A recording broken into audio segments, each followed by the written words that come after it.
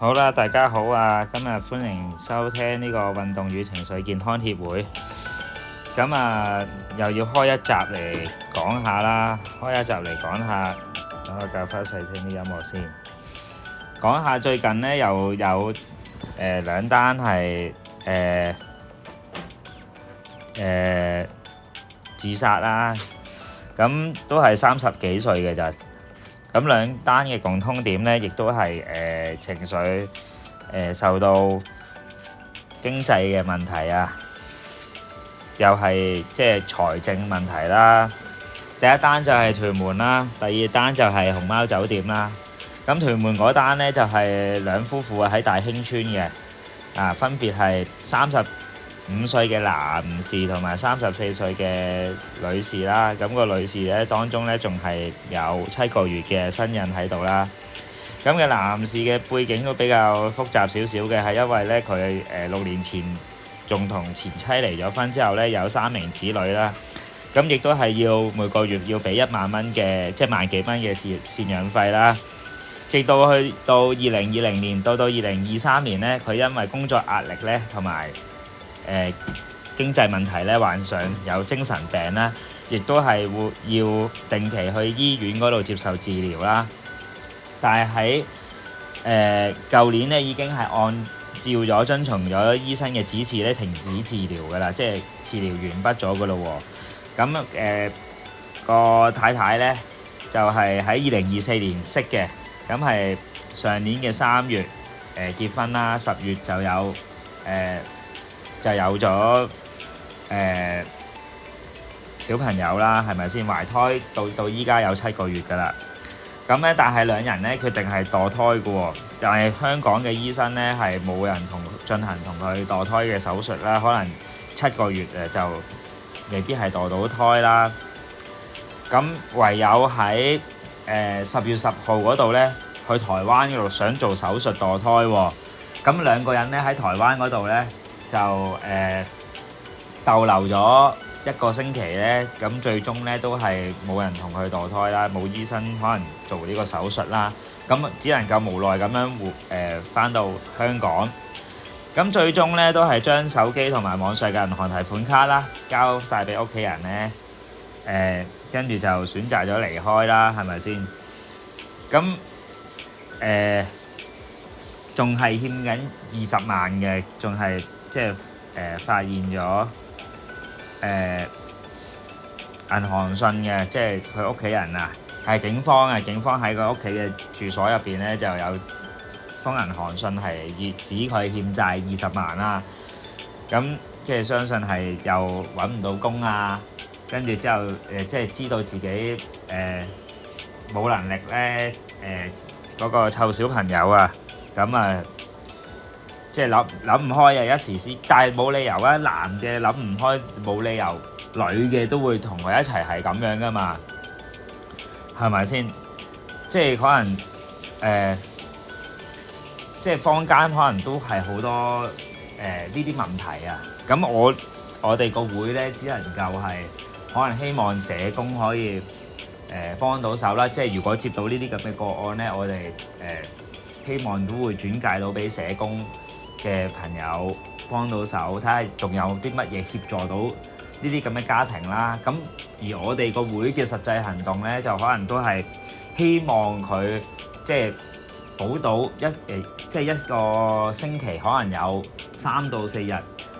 係我哋提供免費係做運動，例如可能慢行啊、伸展啊，跟住甚至乎可能係少少阻力嘅運動啊，或者帶氧運動，去到令到佢個身體健康啲啦。而從運動當中咧，帶動到佢有翻一個好好嘅情緒，去到令到佢諗啲嘢正面啲啦，散發出嚟正能量，身體健康，令到佢可以重拾到工作，係啦，令到可能有更加多嘅僱主去到請佢啊，即係見到佢話個人正面啊，即係令到佢增加到佢工作嘅機會喺度啦。咁所以咧，我哋都係只能夠係咁樣去到幫助到佢啦，即係希望佢即係如果未諗唔開嘅，即係我如果揾到我哋機構咧，我哋都會幫助到佢哋係做到呢一方面先啦。咁最緊要係要做運動，其實一開頭咧唔使做1個鐘嘅，可能一開頭我哋做15分鐘。咁但係15分鐘我要求嘅係每日都要做15分鐘咯。係啦，呢啲係習慣嚟嘅，希望佢有一個良好嘅習慣去到保持住，係啦，去到保持住有個規律先，咁可能會慢慢再加翻長時間，呢個係做運動嘅第一步啊嘛。做運動因為點解咧？辛苦嘅身體個機能就覺得辛苦就會停啦，但係如果逐少加上去，個身體適應習慣咧就只會越做越好嘅。係啦，咁希望喺呢一方面咧就可以幫助到我哋未發生嘅嘢啦，即係人哋諗唔開，我哋喺諗唔開之前咧，我哋就做到呢個動作。呢個係我哋本身依家個機構嗰個本身係想推廣運動嘅，就係呢一個意念喺度啦。我哋個機構嘅意念就係推廣運動啊嘛，係啦。咁所以希望就係趁呢啲咁嘅個案，我哋睇下可以點樣幫助到仲有同類嘅事件嘅人士啊，即係所以如果係又可以分享開去啊，即係睇下可以點樣可以聯絡到我哋，係啦，或者我哋可以聯同到其他機構去到合辦多啲咁樣嘅workshop 啊，同埋有啲乜嘢可以幫助到更加多嘅人。即係其實如果做義工都得㗎，即係如果我哋幫助到佢有做運動，佢可以幫到其他人一路連落去，咁希望成個社會都轉翻做一個正面嘅能量落去咯。咁就唔使成日會即係睇到諗唔開就得翻一條路去揀，冇可能得一條路去揀啦，係咪先？係咪？咁好啦，呢個都大致上輕輕講完啦，係咪？咁我哋仲有一單呢，就係熊貓酒店啦，係咪？熊貓酒店我揾係有冇大概嘅資料係有問題先。貓酒店 OK 新聞係啦，熊貓酒店係2日嚟啊，有2單添啊，好似2日嚟有2單嘅，因為喺2日前呢，有個77歲嘅女住客喎，咁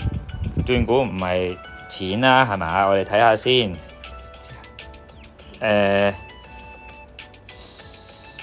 實獲到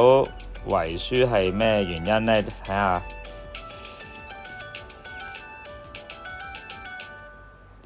咁講翻熊貓酒店7月啊，2025年嘅7月就有單倫常慘案啦，即係一家4口啦。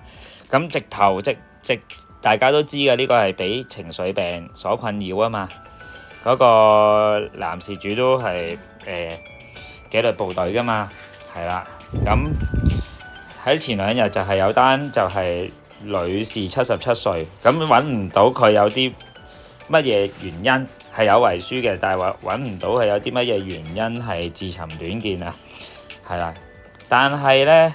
就琴日仲有一個32歲到㗎，係又係財政問題㗎，財政問題就係又係諗唔開啦，咁唔知有幾財困啦，咁但係如果財政問題可以試下破產咯，係啦，即係或者債務重組啊呢啲咁嘅 case 咯，但係就如果你一冇咗呢，就即係個生命冇咗就冇得翻轉頭㗎啦嘛，因為係咪先？即係凡事你一日仲有呼吸嘅，都係一日會有方法嘅，但係最緊要係乜嘢？你個思想就一定係要去到正面先，越負面越冇用㗎，越負面咁可能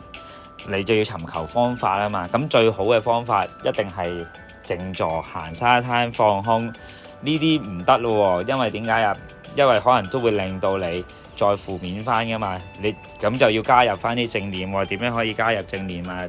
跑步，做多啲帶氧運動，係啦，伸展多啲，做 gym 呢啲咧，令到你起碼身體都唔會放棄先啦。少少成績都開始會有幫助嘅，係啦。最緊要都係嗰句頭先講咗啦，一定係要 keep 住做運動，係啦，唔同類型嘅，跟住開始喺嗰度建立翻一班大家都做運動、同樣習慣嘅人，希望隔離左右嘅思維都會幫助到大家去到正念啊嘛，係咪？即係希望前後左右都會幫助到大家可能正確嘅方向解決到問題，係啦。跟住都係啦，揾人傾訴啦，撒瑪利亞防止自殺會啊、情緒通啊、精神關注嗰啲熱線啦，係啦，呢啲都係比較幫到手嘅，係啦。咁希望我哋嚟緊個會嘅都會幫助到啦，希望加入到呢啲咁嘅熱線去到解決到問題啦，係啦。咁最基本啦，係啦，嚟緊睇下有冇機會大家參加到水中健體放鬆班啊，或者嚟緊呢仲有少少唔同嘅活動係推介俾嗰啲新手父母啦，特別係新手爸媽或者係有家庭嘅人啦。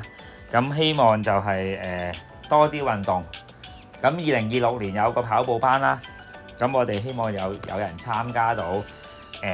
10公里同埋3公里嘅，喺烏溪沙青年新村嗰度舉辦嘅。咁